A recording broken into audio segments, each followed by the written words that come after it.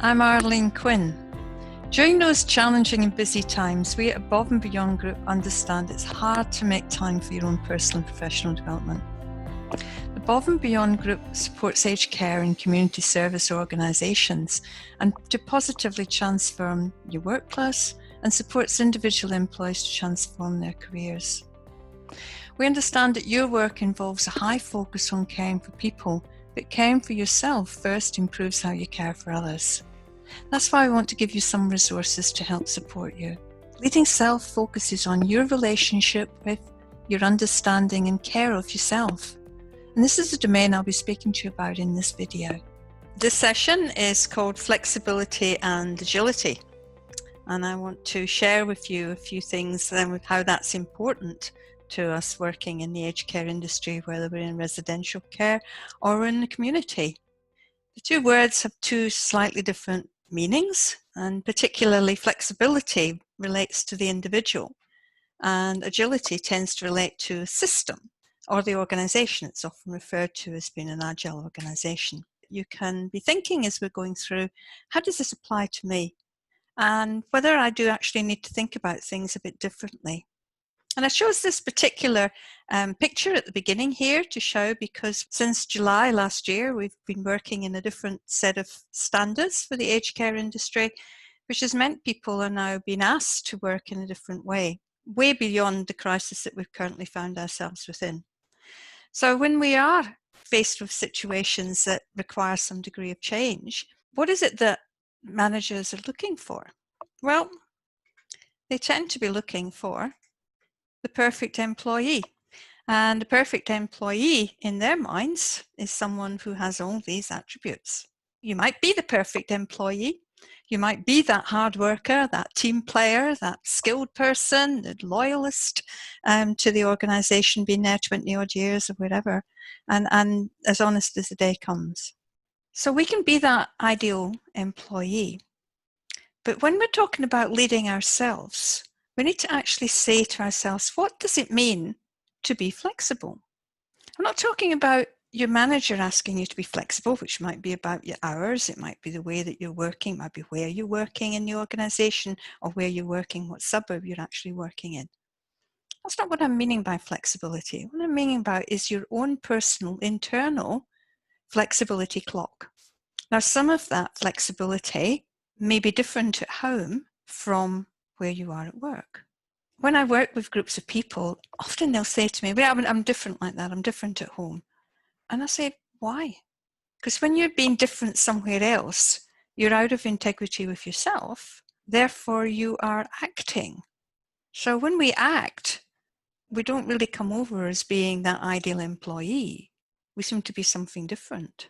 So if we were looking at how could we make flexibility become part of our normal day-to-day work, it's about choosing to look at things differently. It's about asking the right sort of questions so that the systems can work for us and not work against us. It's knowing who to ask those questions of to get the systems changed, to use the internal committees, figure out what it is that you want to change. And often I will hear people will say to me, I'm all right, I'm fine, I'm okay, I'm great when I'm there, but it's them. It's them, they've not got it right. Well, in a way, them is still us. In aged care, even though there might be systems being put in for the regulator, there might be rules being put in because it's to keep us safe in the workplace along the way.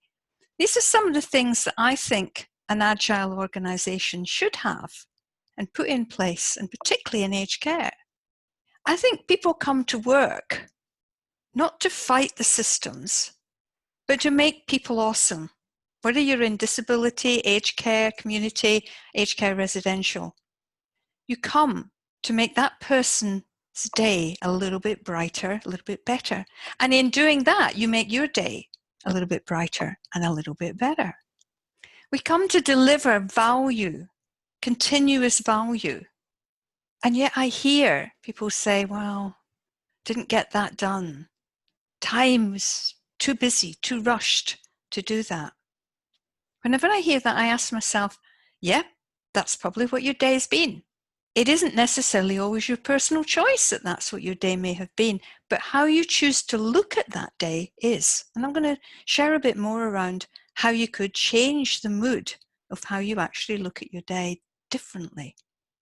The other part of being modern and agile is to make safety a requisite. I often, when I'm driving around to my clients, will see signs on doors of gates saying zero tolerance, 567 days since our last incident. Our industry is full of incidents. It's full of things that occur because we're dealing with human beings. We're not dealing with widgets. We're dealing with human beings. So the choices that we make can often add to those changes for how human beings are looking after them. So when we decide to choose and take a shortcut because we haven't got time, or we haven't got enough people, or we haven't got the right people doing what we're meant to do, we shortchange ourselves. And not just for the others, although we're there to support and help others as well, but we actually shortchange ourselves. The floor is the safest person for somebody to be on until someone can come and assess whether that person is well enough to get up. To think that you could damage yourself simply because you have chosen to catch that person, that's not being smart. That's not being agile on the system. Experiment and learn rapidly. We're all doing that. Some of you may have children at home learning to use in a similar way to how I am today with you, some different sort of training, some different sort of way of how they're going to learn and grow and develop. And for how long, we don't know. Now, when you come to your work, it may not have actually changed. The way and the conversations that you might be having with people might have changed. The lack of visitors or the way that you're actually taking people out in the community will significantly have changed. But what you actually do for people doesn't need to change. So what do we need to look at when we're leading ourselves in change? I want to read something to you. This is from a coach of mine who I'm going to share a model that we can work with to help you understand this. And he's called Alan Seller, and he said, accordingly to Alan, essentially in life and in work, we may be confronted with a variety of situations in which we assess in three ways. Those things we can't influence or change, those we believe we can influence or change, and those about who we're uncertain. And it's our acceptance or rejection of those views of our circumstances that will determine the moods we find ourselves in. This is one of Alan's tables around moods, and let me explain what that is and what you could be thinking about while we're going through this table. If the mood is the choice that you're making, that means that you can actually alter it, and you can switch and reframe and look at it differently. So if we take a situation that's happening saying, well, we can't change it. We've got, we don't have enough staff. We've got staff who are off sick. We've got the wrong sort of staff. The systems really are fighting against us. The environment doesn't work for us. If you have all those sorts of things, and you choose not to accept that you can make any changes for you personally around that, you will sit in a mood of resentment. So when we oppose things that we cannot change, our mood becomes that one of resentment. But if we accept that those things that we cannot change can be altered, then that can lead to peace. And that frees us up emotionally to engage with the reality of possibility, the next one along on the table. So we go from, we can't change this. There's not enough money, there's not enough staff, there's not enough processes, nobody listens to me. All that broken record stuff that you'll all have heard time and time and time again. So if you accept, then you see the world from a bit of peace. It doesn't make it any less frenetic, doesn't make it any less chaotic, just simply that you will feel different. You will lead yourself in a different choice. And that choice takes you into possibilities. The possibility that it can change. Now, if we oppose possibility, it will lead us to a mood of resignation and inaction. If we embrace possibility, that can lead to ambition and drive. So instead of sitting in a mood state of resignation, I've done all I can, no one listens to me, the system's the way the system is. Maybe absolutely true. But what would it be like if you were to invite others to be curious if the system could be different? What if the staffing ratios were altered? What if the shift times were changed? What if the customer or the client that you're with was actually listened to more by the person who organized the service? Then it might change. There's a possibility that we can make a choice and make that change. And when that happens, we can go into a different mood state of drive, doing something about it, making something happen. Now, when we block and don't accept that uncertainty, the what if we could make this change, we're unable to predict when it might happen. And we're in a situation at the moment where we're totally unable to predict what might happen. We get consumed by anxiety. You've seen it all, I'm sure. People coming in, not knowing whether to go home, not knowing when to self-isolate, when to stop going to the shops, when to stop gathering. If we don't accept uncertainty, we will stay in a state and a mood of anxiety. So Alan invites us to step beyond that and to predict that we're unable to predict, to live with uncertainty and to open our eyes to creativity, innovation, and wonder. Now, I'm not Wonder Woman, but wonder for me is just that possibility and curiosity. So often in my coaching, I'll be asking people, I'm curious to know what's led you to believe that. I'm curious to know why a reframe of that situation isn't going to happen.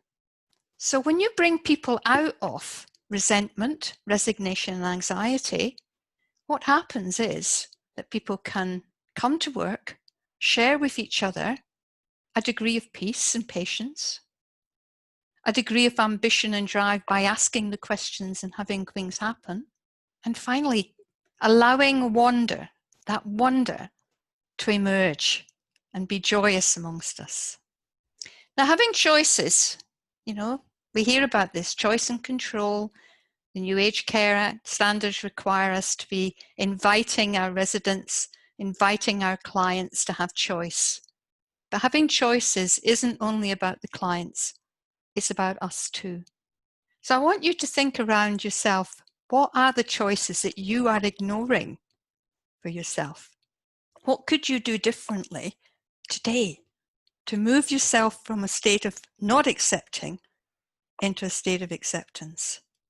But I only want you to do one thing, and that's make a decision today to alter your state, to alter your reframe, to make a choice that's different and lead yourself somewhere different today. I hope you found this video useful, and well done for taking the time to focus on you. If you'd like to know more about the Above and Beyond group or other ways that we can actually assist you and your team, please email me on arlene@aboveandbeyondgroup.com.au or on my mobile 0402 272 868. Looking at what you've covered today, I look forward to bringing you other videos like this so that we can share tips and hints and connect with you in your workplace.